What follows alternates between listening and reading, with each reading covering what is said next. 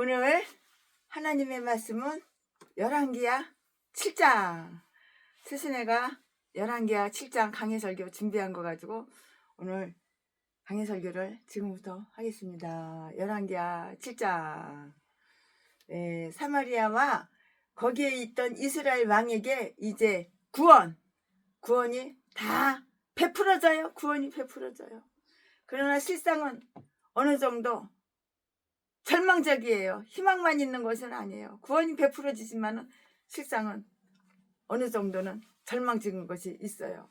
사마리아에 있던 그 이스라엘 왕은 아주 절망에 빠져 있어요.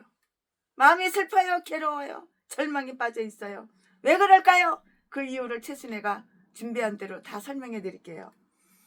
이 구원 사건은 엘리사가 다 예언한 것이에요. 그 예언은 하나님께서 주시는 그 예언은 100% 1000% 1000% 딱 맞아요.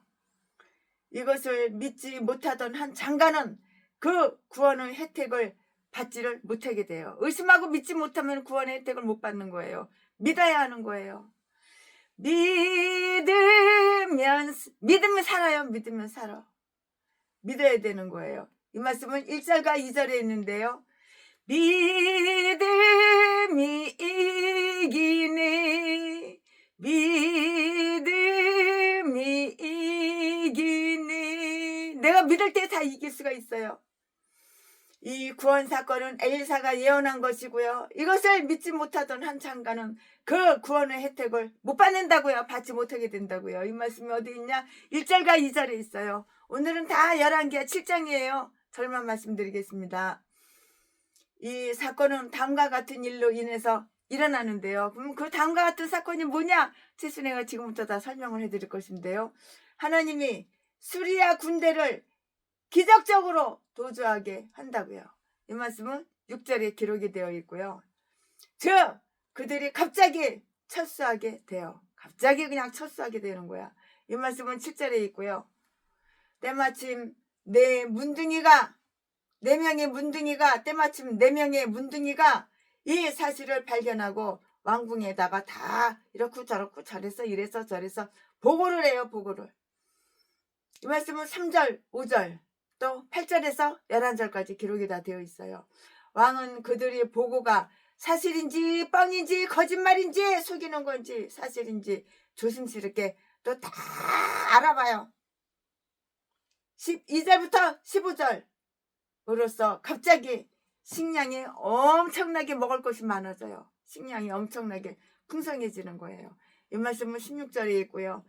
그것을 믿지 못하던 장관이 어떻게 됐어? 자꾸 의심하고 자꾸 믿지 못하니까는 또 의심해. 믿지를 못해. 자꾸 의심만 하고 믿지를 못하니까는 어떻게 됐어? 죽어버리는 거야. 죽어버려.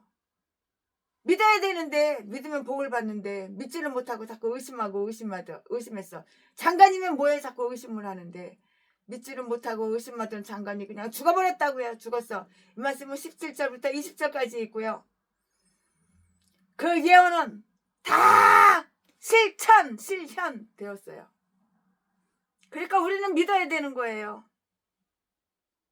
하나님께서 주시는 예언은 다 믿어야 되는 거예요. 그럼 예언대로 다 이루어지잖아요. 근데 그걸 자꾸 의심을 하니까는 죽어버린 거지.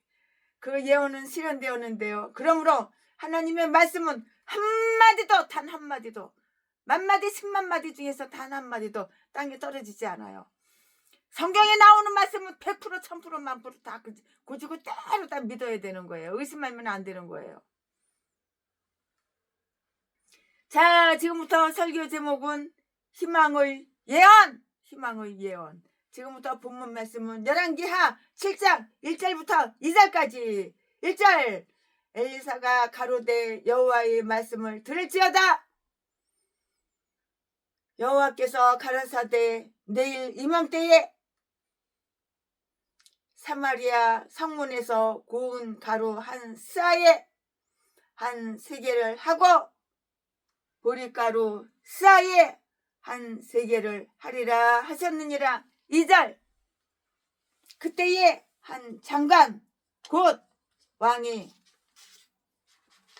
그 손에 의지하는 자가 하나님의 사람에게 대답하여 가로되 여호와께서 하늘의 창을 내신들 어찌 이런 일이 있으리요? 엘리사가 가로되 내가 내 눈으로 보리라. 그러나 그것을 먹지는 못하리라 하니라. 아멘. 이거 지금 본문 말씀입니다. 이 본문 말씀 가지고 오늘도 강의 설교를 시작하겠는데요.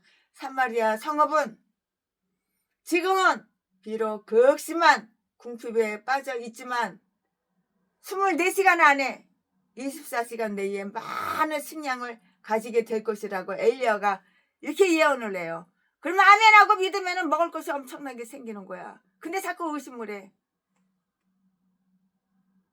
의심을 하니까는 스트레스 받아서 그냥 죽어버리는 거야. 되져버리는 거야. 1절 말씀에 이스라엘 왕은 궁핍을 보고 절망에 빠져 기다리는 데에도 진력이나 있었던 거예요. 우리 아는 목사님 최순애하고 늘 가깝게 지내는 목사님, 교회 월세를 10달이나 밀렸대. 걱정하지 마. 하나님께서 사람을 통해서 그거 10달 줄 거야. 좀 기다려. 기다리면 최순애를 통해서 2억 줄지도 몰라. 기다려. 그러니까 그렇게 의심을 하는 거야. 그래가지고 나중에 이제 2달 있다가 최순애가 2억을 개척자금을 갖다 주니까 그때서 그냥 깜짝 놀래가지고 그냥 울고불고 난리를 부려. 그냥 아유 참. 그냥 아멘하고 믿으면 되지. 그렇게 의심을 해. 이스라엘 왕은 궁핍을 보고 최순애가 줄만 하니까 2달만 기다려. 그러면 최순애가 2억 줄 거야. 최순애를 통해서 안 주면은 하나님께서 다른 사람 통해서 줄 거야. 그러면 기다리면 되지. 아멘하고. 그걸 뭘 이렇게 의심을 해. 이스라엘 왕은 궁핍을 보고 절망에 빠져 기다리는 데에도 진력이 나 있었던 거예요. 기다릴 때는 기다릴 줄을 알아야지. 이 최악의 사태를 당해서 엘리사는 그 예언을 했는데요. 인간의 극한 상황은 하나님께서 자기 권능을 보여주시는 기회가 다 되는 것이에요. 기회가 있어요. 기회가 있으면 기회가 오면 걔를 확 잡으면 되는 거예요. 찬스가 뭐 날이면 날마다 있는 줄 알아? 하나님이 말씀을 주시면 아멘하고 그걸 믿고 기다리면 하나님의 때에 다 주시는데 그걸 못 기다리고 난리야.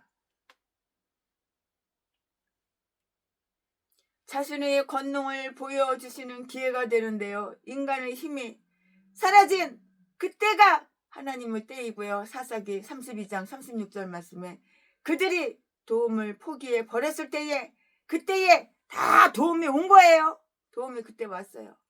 인자가 올 때에 믿는 자를 보겠느냐? 누가복음 18장 8절 말씀에 이스라엘 왕은 내가 아직도 여호와께 기대할 것이 있습니까? 하고 이렇게 말을 했어요. 이렇게 말했다고요. 아마 백성의 장로들 중에도 그와 똑같은 말을 하는 사람이 있었다고요. 그러나 그렇습니다. 당신은 이들의 말을 듣습니다. 다 들어요. 듣고 있어요. 이제는 여호와의 말씀을 들으세요. 그가 뭐라고 말씀하시는지 듣고 경청하라고요. 여호와 하나님이 나한테 뭐라고 말을 하는지 내가 귀를 활짝 열고 듣고 경청하고 있으라고요. 그리고 아멘하고 순종하고 복종하면 그대로 이루어지는 거예요. 하나님께서 우리들한테 좋은 거 주시지 나쁜 거 주실까봐? 하나님은 악한 하나님이 아니고 선한 하나님이시여. 그러니까 우리들한테 좋은 것만 주시지 나쁜 건 절대 안 주신다고. 그러나 악한 사탄 마귀는 우리한테 좋은 거 주는 척 좋은 거 주는 채 하지만 결론에는 다 악하고 나쁜 것만 주지 좋은 거 준 적 한 번도 없어. 그러니까 사탄이 나한테 뭐라고 수탁하면 믿으면 안 되는 거고 하나님이 나한테 뭐라고 말씀하시면 아멘하고 믿으면 되는 거예요. 왜 하나님 말씀을 의심하고 왜 사탄 말을 갖다가 왜 믿어? 왜 반대로 해? 왜? 그러니까 목회가 개판이지. 교회 차려는 지 30년 된 성도는 한 명도 없지. 날마다 거지지 날마다. 언제까지 깡통만 차고 동양한 분집시 하고 살래? 마귀가 말하는 거 듣지 말고 귓구멍 막으라고. 하나님 말씀하시는 걸 아멘하고 믿으라고. 왜 의심을 해? 하나님 말씀하시는데 왜 의심을 해? 왜 성경을 읽으면서 자꾸 의심을 해? 이제는 여호와의 말씀을 들으시오. 그가 뭐라고 말씀하시는지 듣고 경청하시오. 이 말씀을 듣고 믿으시오. 하나님의 말씀을 듣고 믿으라 이 말이에요. 곧 내일이면 사마리아 성문에서 곡물이 평상시와 같은 값으로 팔릴 것이요 라고 엘리사가 이렇게 말을 했어요. 엘리사가 예언 기도를 해주면 아멘하고 믿어야지. 왜 의심을 해? 의심을 하니까는 스트레스 받아서 뒤져버리지. 또한 포위가 풀리게 되어 사마리아 성문은 다시 열릴 것이며 시장은 전과 다름없이 열릴 것이라고 이렇게 예언을 했다고요. 평화의 회복은 이런 식으로 표현되는데요. 그때에 여호와의 백성이 성문에 내려갔도다. 사사기 5장 11절라고 했으니 거기에는 곡물을 사고 팔기 위함이었다고요. 그 결과는 매우 곡물이 아주 풍성해지리라는 것이에요. 곡물이 얼마나 풍성한지. 농사가 잘 됐나 보지. 그러니까 곡물이 풍성하겠지요. 적당한 때에 비가 오고 적당한 때에 햇빛이 내리고 그랬나 보죠. 물론 시간이 가다가 보면 가능한 일이기는 하지만 그렇게 삽시간에 곡물의 값이 아주 똥값이야 헐값이야 비싼 게 아니고 싸다고 싸지리라는 것은 생각할 수가 없는 그런 일이에요. 그때까지도 이스라엘 왕은 엘리사의 생명을 계속해서 위협하고 있었지만 하나님은 왕의 생명과 그의 백성의 생명을 구원하기로 이렇게 다 약속을 하신다고요. 그러므로 죄 많은 곳에 은혜가 더욱 풍성해요. 말이 좀 이상한가요? 죄가 많은 곳에 은혜가 풍성하다고요. 말이 좀 이상한가요? 말 잘 새겨서 들으시면 이해가 갈 거예요.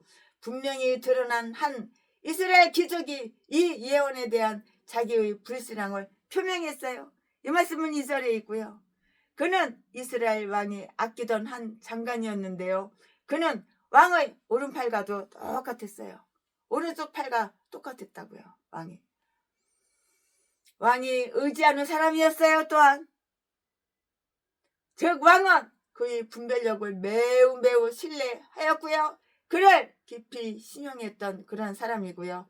그 기적은 하나님께서 일찍이 만나를 내리셨듯이 구름 위에서 곡물 비를 내리지 않는 한 그 일은 아주 불가능하다고 이렇게 생각을 했다고요.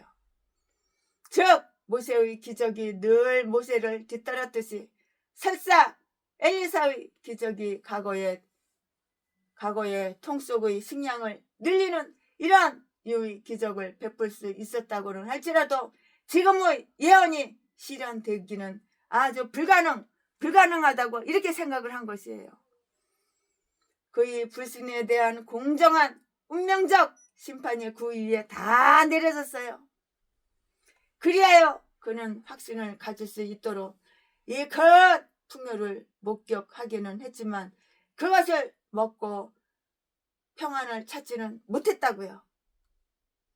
보라, 불신앙이 곧 죄인이 이것은 인간들이 하나님을 지극히 불경하며 기쁘시게 하지 않습니다. 이로 인하여 하나님은 인간들에게 계획하셨던 당신의 호의를 빼앗아 버린다고요. 불평하던 이스라엘 백성이 가나안을 눈으로 보기는 했어도 불신앙 때문에 거기에 들어갈 수는 없었던 것이에요. 불신앙 때문에 거기 들어갈 수가 없었어요. 영생의 약속을 믿지 않는 자들이 영생의 약속을 믿어야 되는데 죽어봐야 천국 있는지 지옥 있는지 알지. 내가 천국을 갔다 와봤어 지옥을 갔다 와봤어. 그걸 어떻게 믿어. 그걸 어떻게 알아. 전라도 개목사가 강례상에서 이렇게 말을 하는 거야. 아유 이딴 것도 목사라고. 예수 닮는 똥개 새끼가 무슨 목사라고. 그러니까 신학교 하루도 안 다니고 주기도 뭐 사도신경도 제대로 모르는 그런 초신자한테 돈 250만 원 350만 원 받아 처먹고 대가리에다 목사 안 쓰면 안 되는 거야. 그러니까 헛소리나 삘삘하지. 헛소리나 멍멍멍멍 지저대지 강대상에서.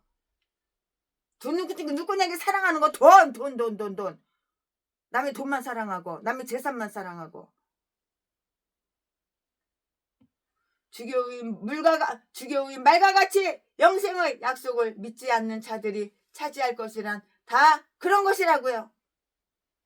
즉 그들은 영생을 멀리서 바라보게 되는데요. 즉 아브라함과는 아득히 멀리 있고요. 그러나 영생을 맛볼 수는 없어요. 그들은 자기들이 마음속에 하나님의 말씀을 잘 간직하고 있지 않았기 때문에 하나님 말씀을 내 마음속에 항상 1년 12달 365일 24시간 의식하면서 하나님 말씀을 내 마음속에 내 가슴속에 간직을 해야 되는 거예요. 그래야지 악한 사탄 마귀가 틈타지 않아. 의심하는 그런 거 틈타지를 않는다고요. 그들은 자기들이 마음속에 하나님의 말씀을 간직하고 있지 않았기 때문에 그 약속의 혜택을 빼앗기게 되는 것이라고요. 아멘. 지금부터는 설교 제목이 바뀌어요. 본문 말씀이 바뀌어요. 지금부터 설교 제목은 문둥이들의 지략. 지금부터 본문 말씀은 열왕기하 7장 3절부터 11절까지. 3절. 성문 어귀에 뭉둥이 4명 4사람이 있더니 서로 말하되 우리가 어찌하여 여기에 앉아서 죽기를 기다리랴. 4절. 우리가 상에 들어가자고 할지라도 청중은 줄이니 우리가 거기서 죽을 것이요 여기 앉아 있어도 죽을지라. 그런즉 우리가 가서 아랍 군대에게 항복하자. 저희가 우리를 살려두면 살리니와 우리를 죽이면 죽을 따름이라 하고 5장이 아니고 5절. 아람 진으로 가려 하여 황혼에 일어나서 아람 진가에 이르러 본즉 그곳에 한 사람도 없으니 6절. 이는 주께서 아람 군대로 병거 소리와 말소리와 그 군대의 소리를 듣게 하셨으므로 아람 사람이 서로 말하기를 이스라엘 왕이 우리를 치려 하여 햇사람의 왕들과 애굽 왕들에게 갑을 주고 저희로 우리에게 오게 하였다 하고 7절. 황혼에 일어나서 도망하되 그 장막과 말과 나귀를 버리고 진을 그대로 두고 목숨을 위하여 도망하였습니다. 8절. 그 문둥이들이 진가에 이르자 한 장막에 들어가서 먹고 마시고 거기서 은과 금과 의복을 가지고 가서 감추고 다시 와서 다른 장막에 들어가서 거기서도 가지고 가서 감추니라. 9절. 문둥이가 서로 말하되 우리의 소위가 선치 못하도다. 오늘날은 아름다운 소식이 있는 날이오늘 우리가 잠잠하고 있도다. 만일 밝은 아침까지 기다리면 벌이 우리에게 미칠지니 이제 떠나 왕궁에 가서 구하자 하고 10절. 드디어 가서 성 문지기를 불러 구하여 가로되 우리가 아람 진에 이르러 보니 거기 한 사람도 없고 사람의 소리도 없고 오직 말과 나귀만 매여 있고 장막들이 그대로 있더이다. 11절. 저가 문지기들을 부르매 저희가 왕궁에 있는 자에게 구하니. 아멘. 이거 오늘 부분 말씀입니다. 이 부분 말씀 가지고 또 나머지 강의 설교 이어서 쭉쭉쭉쭉 할 건데요. 우리는 여기에서 사마리아 포 2가 어떻게 저녁 곧 황혼의 5절 6절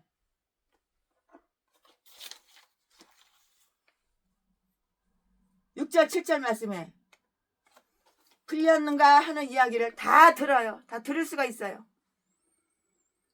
그것은 힘이나 군대에 의하여 된 일이 아니고요. 만군의 주의 영이 포위 군두를 공포에 휩싸이게 함으로써 되어진 그런 일이었다고요. 여기에는 그들을 대항하는 어떤 검이 있었던 것도 아니에요. 한 방울의 피도 흘리지 않았고요. 천둥이나 우박으로 그들이 패주하게 된 것도 아니고요.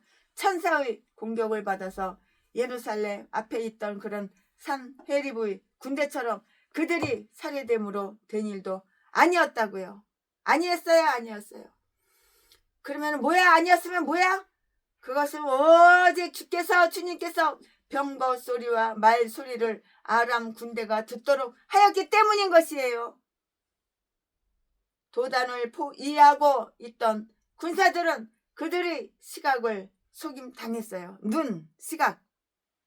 시각을 속임당한 거예요.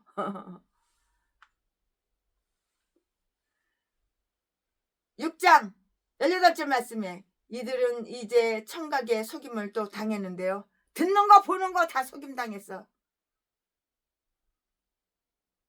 그러므로 하나님은 모든 각을 어떻게 하면 당신 자신의 뜻에 맞게 적용되도록 하는지를 잘 알고 계신다고요. 즉 그는 듣는 귀와 보는 눈을 만드심과 마찬가지로 귀머거리와 소경도 다 만드시는 거예요.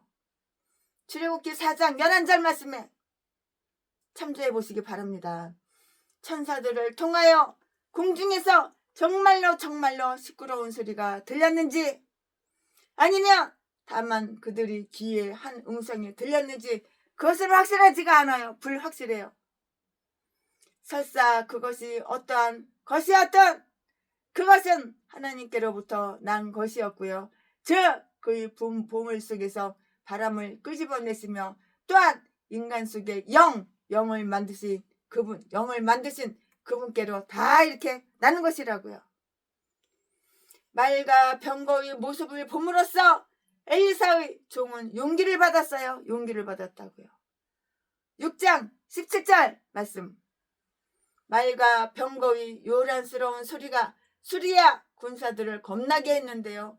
그러므로 보이지 않는 세계에서 온 소식이 인간들이 하나님과 화해하고 있느냐 전쟁하고 있느냐에 따라서 매우 이안이 되기도 하고요. 그건 공포를 주기도 하는 것이라고요.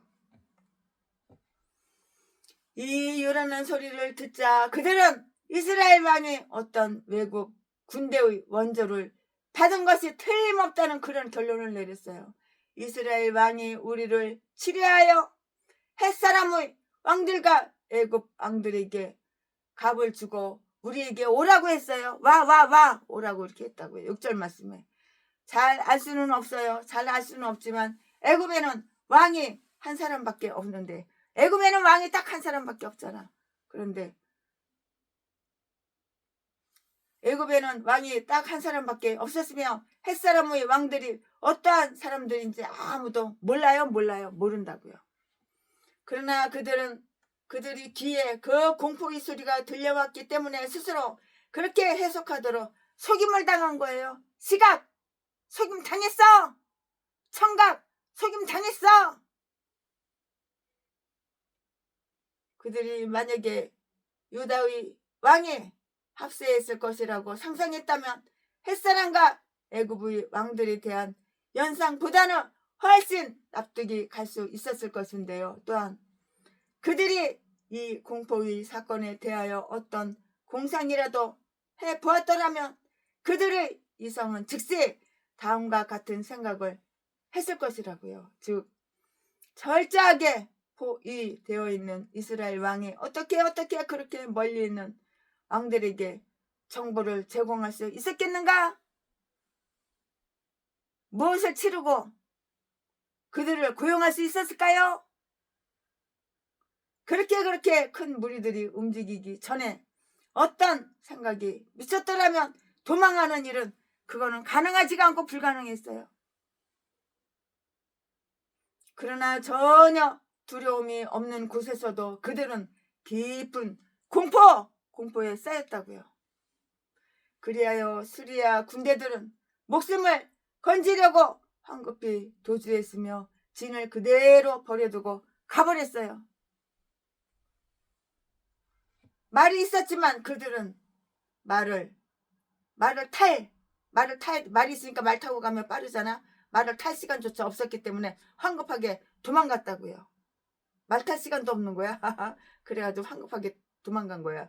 도망갔다고, 도주했다고요. 7절 말씀에 그들 중에 아무도 그들이 생각했던 적군 원수의 그 군대 적군을 확인해 보려고 정탐꾼을 보낼 그런 생각을 미처 못한 거예요. 그들은 긴 행군으로 지쳐 있었고요. 너무 지쳤어. 피곤해. 적군을 마주 대할 만한 그런 용기조차도 없어. 그런 용기도 없어. 너무 지치고 지쳐가지고 그런 게 없어. 그럴 용기도 없어. 악인은 쫓아오는 자가 없어도 도망하느니라. 악인은 쫓아오는 자가 없어. 뒤를 이렇게 돌아봐. 뒤를 돌아봐. 아무리 뒤를 돌아봐도 나 쫓아오는 사람 없어. 근데 막 도망가는 거야. 이게 바로 누구야? 악인. 악인은 쫓아오는 자가 없어도 도망하느니라. 그냥 톡 가는 거야. 쫓아오는 사람 아무도 없는데 그냥 톡 가는 거야. 마음에 뭐 캥기는 게 있으니까 그렇겠지. 하나님은 그가 원하시면 가장 용감한 자, 가장 담대한 자도 납당케 하실 수 있으며 가장 용기 있는 자도 떨게 만드실 수가 있다고요. 하나님을 두려워할 줄 모르는 자들을 하나님께서는 나뭇잎이 흔들리는 것을 보고도 공포에 덜덜덜덜덜 이렇게 떨게 만드실 수가 있는 거예요. 그냥 무서워서 공포에 무서워서 덜덜덜덜 떠는 거야. 왜 그럴까? 마음이 약하니까 뭐 캥기는 게 많으니까. 아랍군의 도주가 어떻게 4명의 문둥이들에게 발견되었을까요? 어떻게 발견되었나요? 사마리아 성은 해방되었지만 그 사실을 전혀 모르고 있었다고요. 성 이의 파수꾼들은 적군의 철수를 모르고 있었다고요. 그들 적군들이 그만큼 감쪽같이 도망갔기 때문이고요. 그러나 성문 밖에서 유숙하고 있던 네 명의 문둥이들, 이들은 유다인을 간섭에 의하며 부정한 사람들이었기 때문인데요. 하나님의 섭리는 정보 제공자들로 이렇게 삼았어요. 오늘날의 유다인들은 그들 네 문둥이들은 바로 게하시와 그의 세 아들이었다고 이렇게 말한다고요. 또는 아마 게하시도 그들 중에 하나였는데요. 나중에 왕이 그를 알아보게 되었다고 이렇게 하는 거예요. 8장 4절 말씀 읽어보시고 참조해 보시기 바랍니다. 물론 11개 하죠. 네, 우리는 여기에서 이들 문둥이들은 어떻게 하여 그날 밤에 수리아의 진영을 찾아갈 방안을 강구했는가, 그거를 알아야 하는 거예요. 3절 4절 말씀에 그들은 굶어 죽게 되었어요. 그냥 굶어 죽게 됐어. 굶어 죽게 생겼어. 그냥 굶어 죽게 되었다고요. 아무도 그들을 구출하려고 성문을 나오는 자들이 한 명도 없었어요. 아무도 없었어요. 그들이 설사 성 안으로 들어간다고 할지라도 그 성 안에는 먹을 것이 하나도 없어요. 뭐 먹을 것이 있어야지. 배는 고파 죽겠는데 먹을 것이 하나도 없어. 먹을 것이 아무것도 없어. 결국 그들은 그 사마리아 성 안의 거리에서 그냥 굶어 죽은 거야. 그냥 다 죽었어. 그들이 그냥 앉아 있었다면 그들은 자기들의 오두막에서 죽음을 기다리는 것이었을 뿐인데요. 그러므로 그들은 적군, 원수의 군대, 적군에게 투항하기로 이렇게 결심을 하고 그들이 처분에 자신들을 다 맡겨버렸어요. 적군들이 자기들을 죽인다고 해도 칼에 죽는 것이 굶어 죽는 것보다 낫다고 이렇게 생각을 한 거야. 차라리 내가 굶어 죽는 것보다 칼에 저 원수 저 적군 원수 칼에 죽는 게 차라리 낫지, 이렇게 생각했다고요. 적군들이 자기들을 죽인다고 해도 칼에 죽는 것이 굶어 죽는 것보다는 훨씬 더 낫다고 이렇게 생각을 했고요. 한 번 죽는 것이 첫날을 굶는 것보다 낫다고 이렇게 생각했다고요. 배가 얼마나 고프면 이렇게 생각을 했을까요? 상식적 분별력만 있어도 우리들은 우리의 처지를 보다 좋게 할 수는 있을지언정 더 악화시킬 수는 없는 그런 방법을 강구하게 될 것이라고요.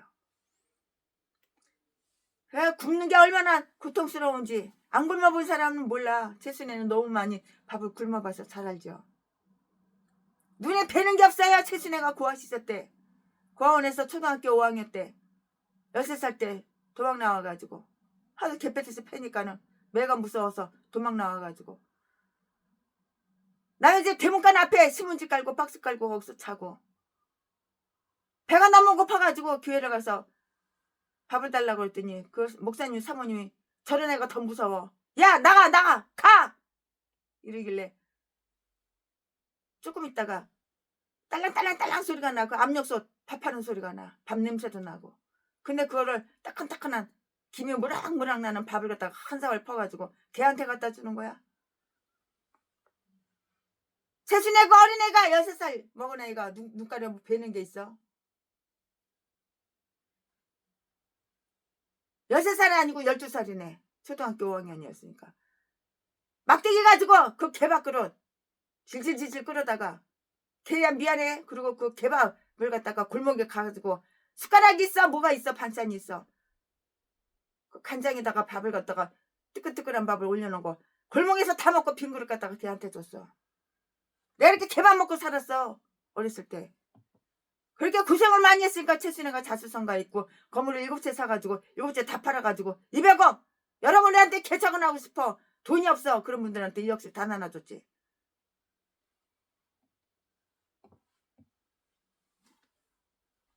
돈은 공짜로 생긴 것이 아니야. 그만한 대가가 있었던 거야. 그러므로 그들은 그 유튜브에 최순애 어린 시절 고아 간증, 최순애 어린 시절 고아 간증 1부부터 7분가 8분가까지 다 들어보면 어떻게 해서 수백억을 쉽게 돈을 벌었나, 어떻게 해서 그렇게 고아원에서 나와가지고 노숙자로 다 그렇게 살았나. 영등포 신길동에서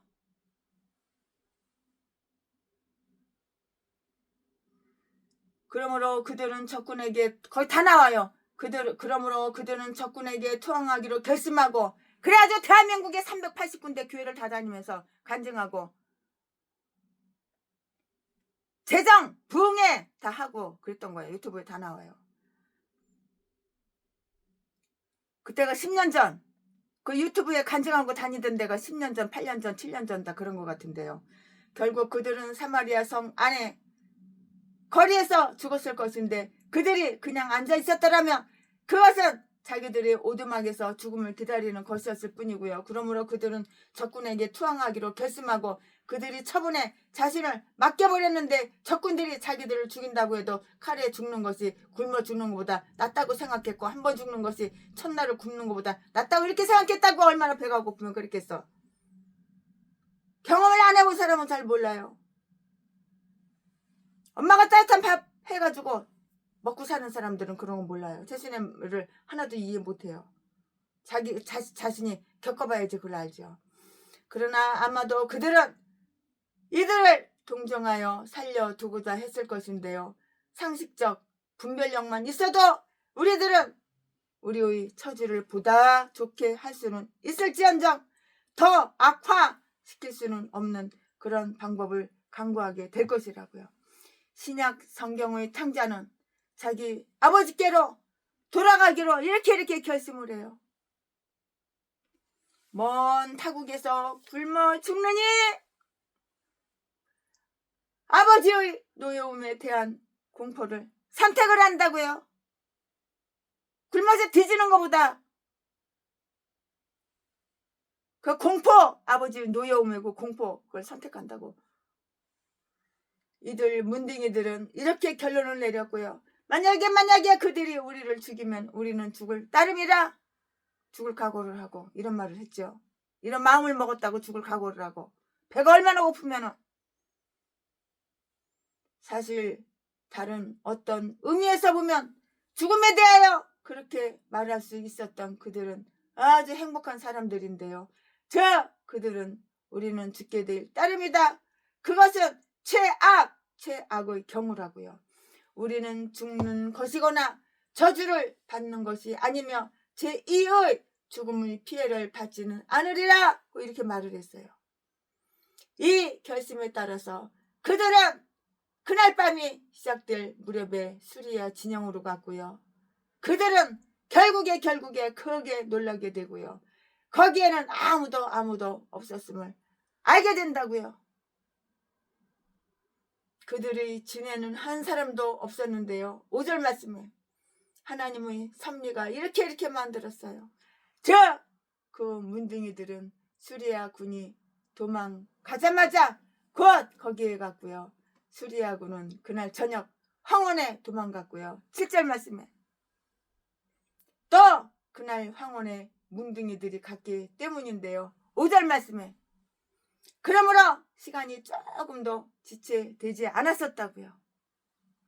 어떻게 그들이 이 소식을 사마리아 성에 전해주기로 결심했는지 그 추론 과정을 한번 살펴볼까요?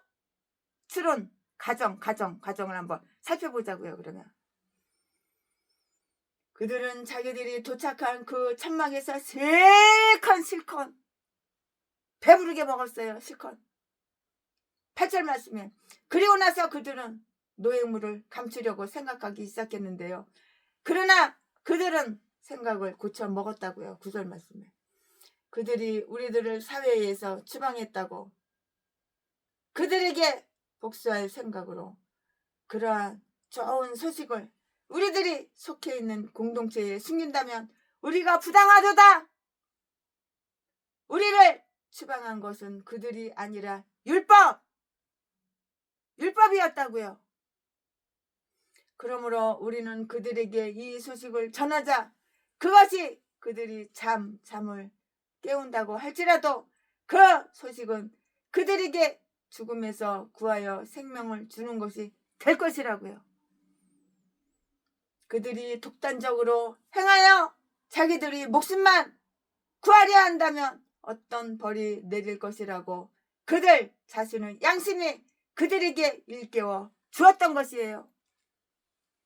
이기적이고 편협한 정신을 가지고 있는 사람들은 번영을 기대할 수가 없는데요. 가장 좋은 유익은 우리의 형제들과 우리가 함께 나누는 유익이라고요. 이렇게 결심한 그들은 성문으로 들어갔고요. 그들이 발견한 그 사실을 파수병에게 다 알렸어요. 파수병은 즉시 이 소식을 어디다가 또 알렸을까요? 왕궁에다가 또 알렸다고요. 이 말씀은 어디 있어? 11절에 다 있어요. 11절에.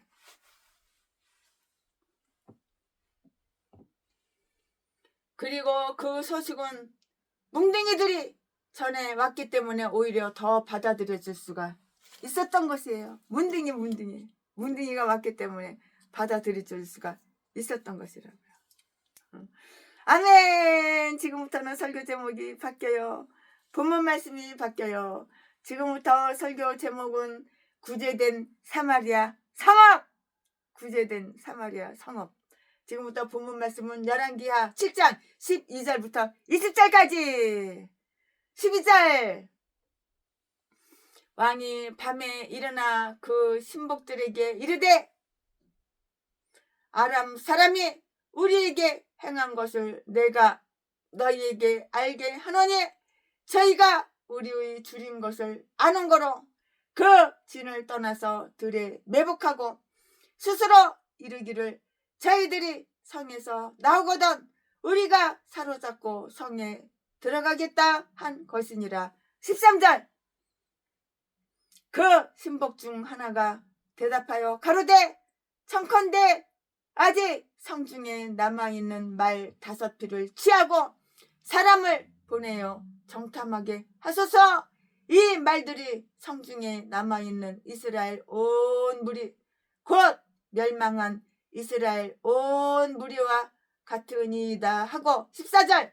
저희가 병거 둘과 그 말을 취한지라 왕이 아람 군대 뒤로 보내며 가서 정탐하라 하였더니 15절.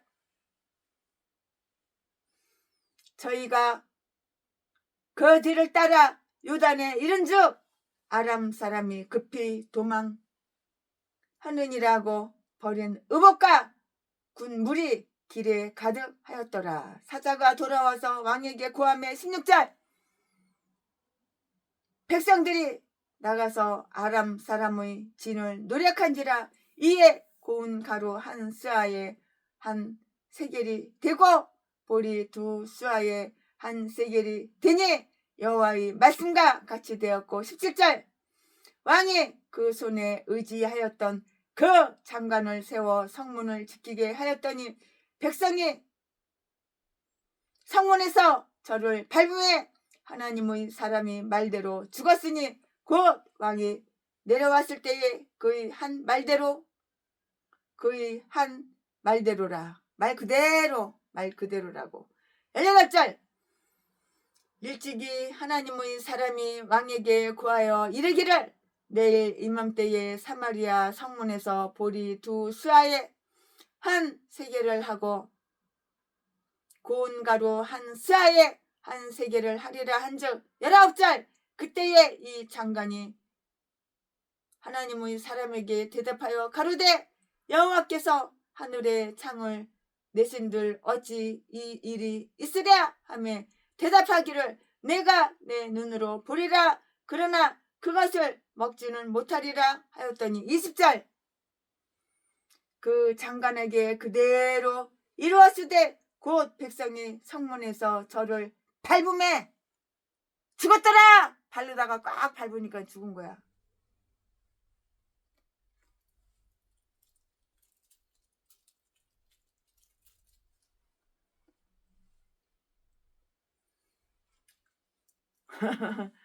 발르다가 밟으니까는 죽은 거야.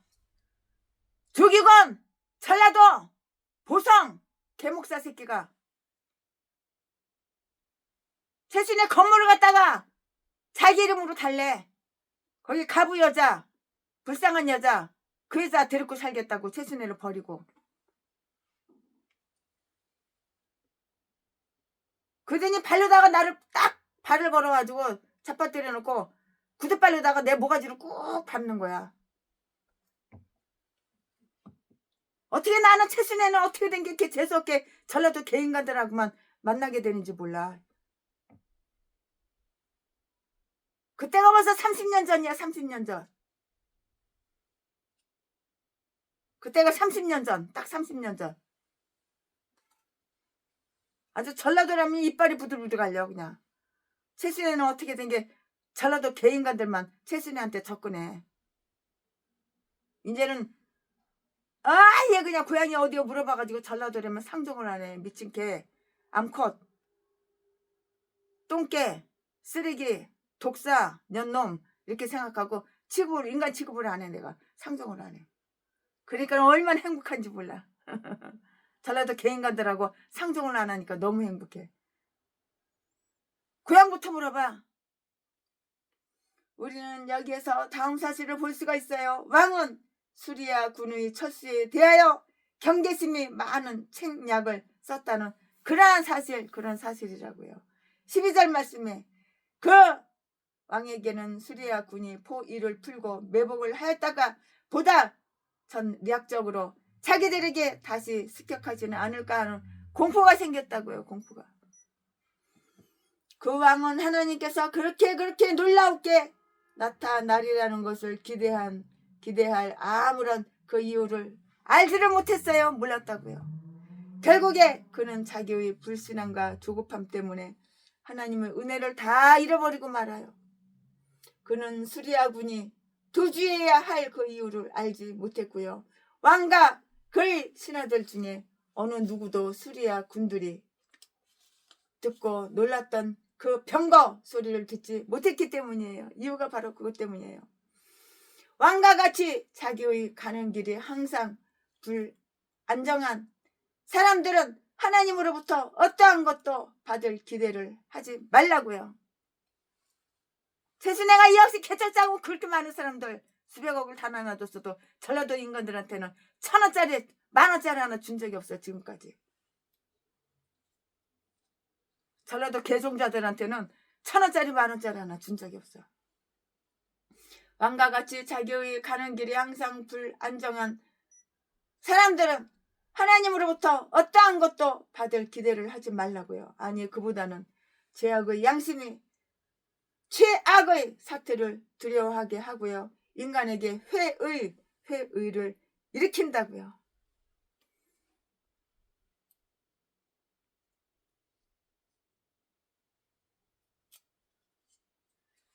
20절까지 그 장관에게 그대로 이루었으되 곧 백성이 성문에서 저를 밟아 죽였더라. 아멘. 여기까지가 본문 말씀이고 지금은 이제 강의 설교하는 거예요.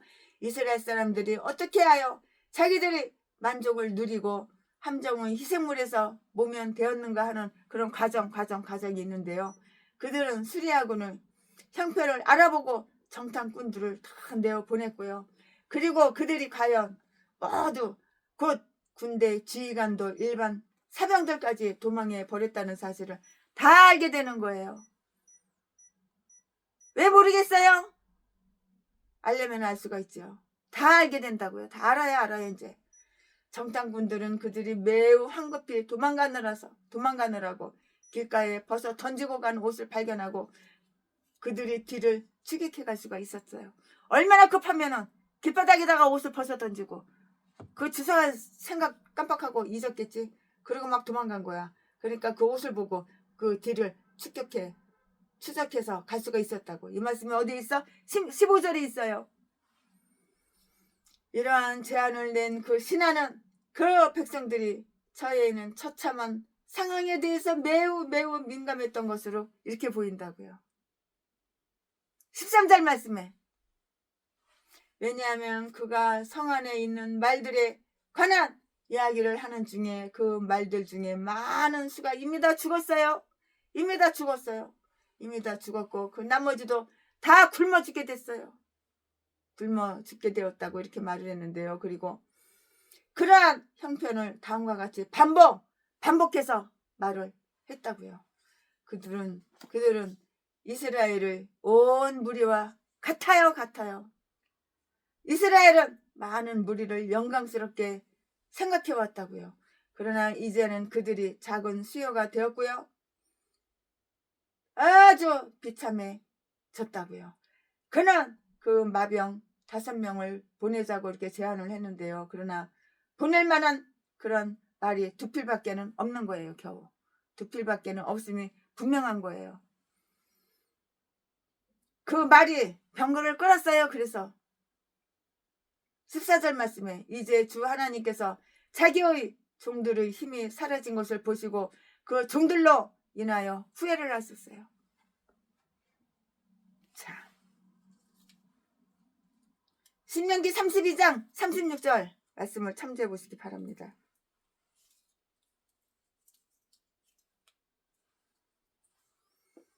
아람 진영에서 노예케 오므로써 사마리아의 곡물이 풍성해졌다는 그러한 사실인데요. 16절 말씀에 수리아 군이 만일 현대적인 전쟁법을 알았더라면 그들이 자기들이 짐과 천막을 가지고 떠날 수 없을 경우에는 적군의 손에 넘겨두고 가느니 차라리 그것들을 그냥 불태워 버렸을 것이라고요. 차라리 그게 낫죠. 불태워서 없애버리는 게 차라리 낫죠. 흔히 적국의 약탕물을 훔쳐온 물, 약탈물을 처분할 때 하듯이 훔쳐온 거 태워서 버리는 거야. 그러나 사마리아의 패망을 계획했었던 그 포위가 오히려 사마리아의 이득이 되도록 한 것과 이스라엘 사람들이 옛날 애국 사람들이 전리품으로 인하여 부유해졌던 것과 똑같이 마찬가지로 이제는 수리아 군의 전리품으로 인하여 부유해지도록 한 것을 모두 하나님께서 결정한 거예요. 왜 내가 결정한 것 같아? 아니요. 하나님께서 결정하신 거예요. 하나님께서 결정하신 일이었다고요. 내가 마음에 안 들어도 내 기호에 맞지 않아도 내 스타일이 아니라도 하나님께서 결정했으면 그 결정에 우리는 아멘하고 따라야 되는 거예요. 왜냐면 내가 왕이 아니잖아. 목사가 왕이야? 하나님이 왕이지. 그러니까는 왕이신 하나님 말씀을 들어야 되는 거예요. 하나님께서 결정하시면 그렇게 따라야 되는 거예요. 나는 싫어! 그래도 하나님이 결정하시면 아멘하고 따라야 되는 거예요.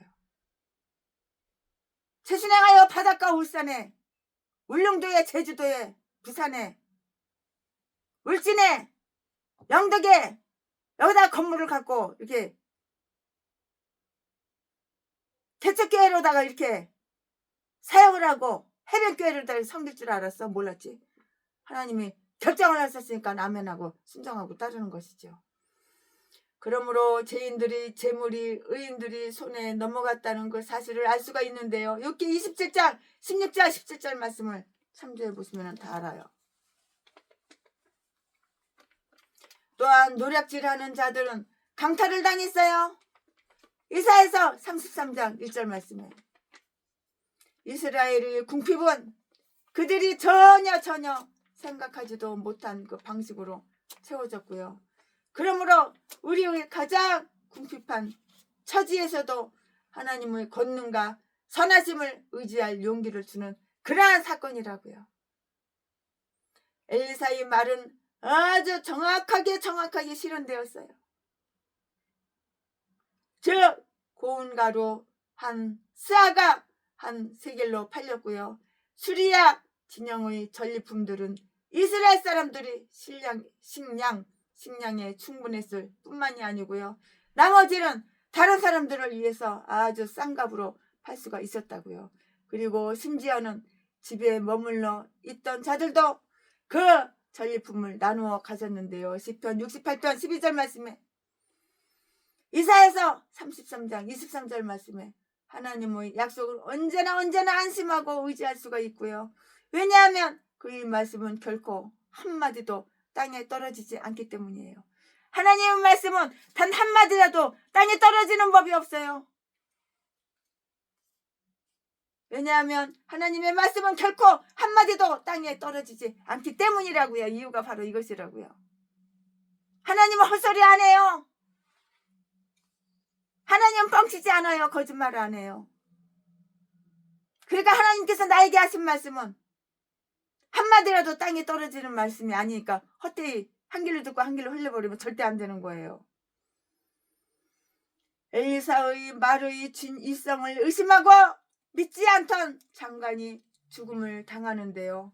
하나님의 약속과 마찬가지로 하나님 진노도 분명하게 성취되고요.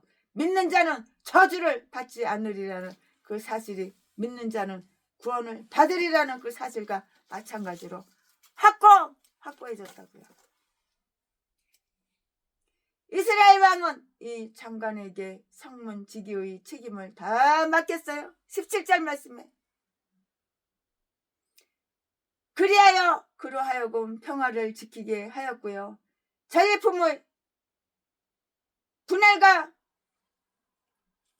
분대계 수요와 무질서가 없는지 살피게 했고요. 왕은 그를 지극히 믿었고요. 그의 판단력과 신중성을 믿었고요. 그를 기꺼이 대우했다고요. 그를 훌륭한 인물이 되게 하고자 하는 자는 백성을 섬기게 하라. 이 장관은 성문에서 사람들에게 다 밝혀지겠어요? 밟혀서 죽었다고요. 사람이 너무너무 많이 모이고요.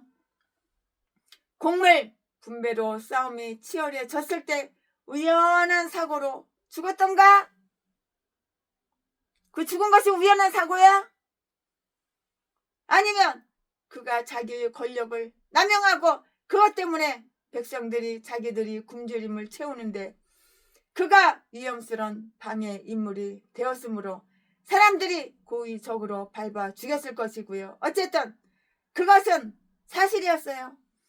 하나님의 정의가 영화롭게 되었고요. 엘리사의 말은 실현되었고요. 그는 풍성한 곡물을 눈으로 다 보았다고요. 그러나 자기의 불신앙 때문에 침묵을 지켰어요. 아주 그냥 부끄러움을 또 당했어요. 하늘의 창문이 열리지 않았음에도 불구하고 국물의 값은 똥값이야 똥값이야 헐값이야 헐값 싸졌다고. 결국 그는 자기가 하나님을 생각하는 데에서 범했던 자신의 어리석음을 다 알게 되었고요. 그는 풍요함을 보기는 했어도 먹지는 못한 거예요.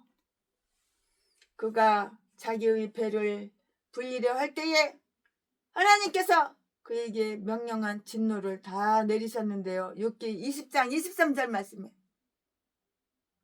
그리고 그 진노는 잔과 입술 사이에 떨어졌고요. 하나님의 약속 때문에 희롱을 당했다고 스스로 생각하는 사람들은 당연히 이 사망의 약속으로도 희롱을 당하는 법이라고요. 믿음은 보는 것이 아니었듯이 보는 것은 즐거움이 되지 못한다고요. 이 내용은 반복돼서 나오는데요. 이 사건은 에사의 예언과 매우 독특하게 이렇게 비교가 되었고요. 18절부터 20절까지 여기에는 아주 특별히 주목하고 배워야 할 바가 있어요. 다 있다고요. 인간은 하나님의 그의 능력과 섭리와 말씀을 인간이 불신할 때 얼마나 깊이 분노하시는가를 우리는 알아야 하는 거예요. 알고 깨달아야죠. 깨달아야 알죠. 깨닫지 못하면 어떻게 알아요? 알아야 한다고요. 알면 깨닫게 되고 깨달으면 알게 되는 거지. 이스라엘 사람이 하나님께서 식량을 공급하실 수 있을까라고 말했을 때 주님께서 그것을 들으셨다면 하나님은 진노하셨을 것이 뻔자예요. 하나님도 열받으면 무서워. 하나님은 뭐 화 안 내는 줄 알아? 하나님도 화가 나요. 하나님도 진노하신다고요. 하나님은 진노하셨을 것이라고요. 하나님의 무한하신 지혜는 인간의 어리석음으로 인하여 제한되지는 않아요.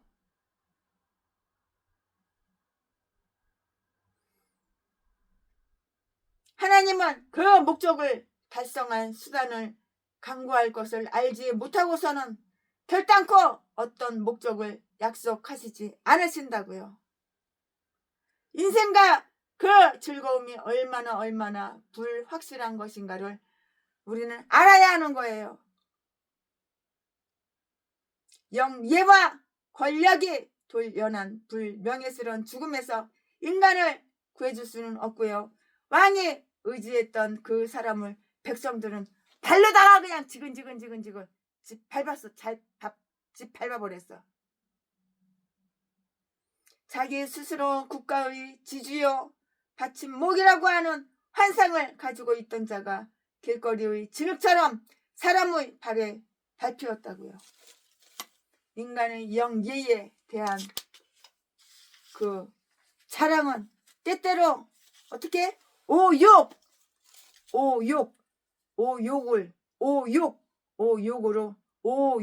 오욕으로 물들게 된다고요.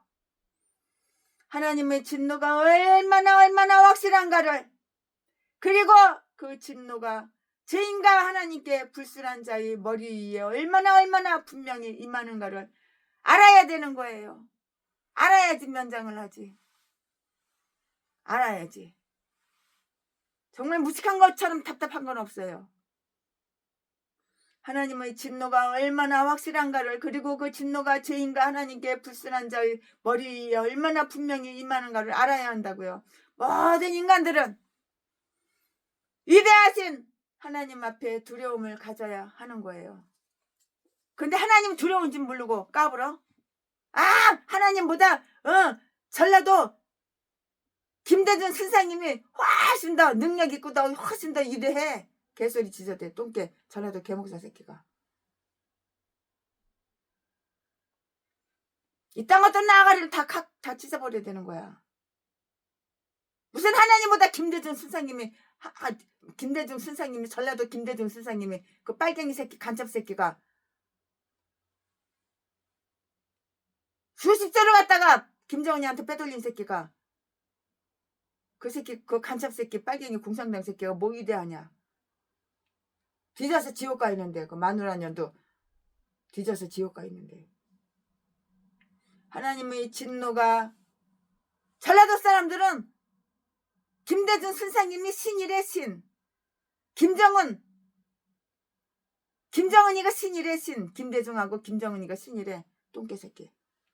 이런 미친 것들은, 이 미친 개들은 다 아가를 다 찢어버려야 돼. 하나님의 진노가 얼마나 확실한가를, 그리고 그 진노가 죄인가 하나님께 불순한 자의 머리 위에 얼마나 분명히 임하는가를 알아야 된다고. 모든 인간은 위대하신 하나님 앞에 두려움을 가져야 되고요. 이는 하나님께서 군 왕들을 회반죽같이 발로다가 지근지근 밟으시며 땅 이을 모든 왕들에게 두려움이 되시기 때문이라고요. 아멘. 최순애 목사가 오늘 열왕기하 7장 강해 설교 준비한 것은 여기까지가 끝입니다. 여호와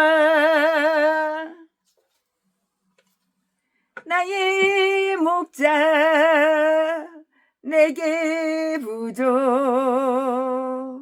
없네. 부르를 조장 위에 나의 몸 누이시니 선한 목자 오 나의 목자여 생수가 넘치는 곳 날 인도하시니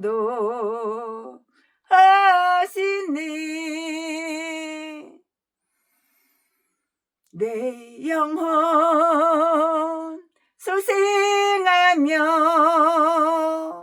자기 이름 이해 의의 길 인도하니 골짜기 두려움 없네. 선한 목자 오 나의 목자여 생수가 넘치는 곳 날 인도하시니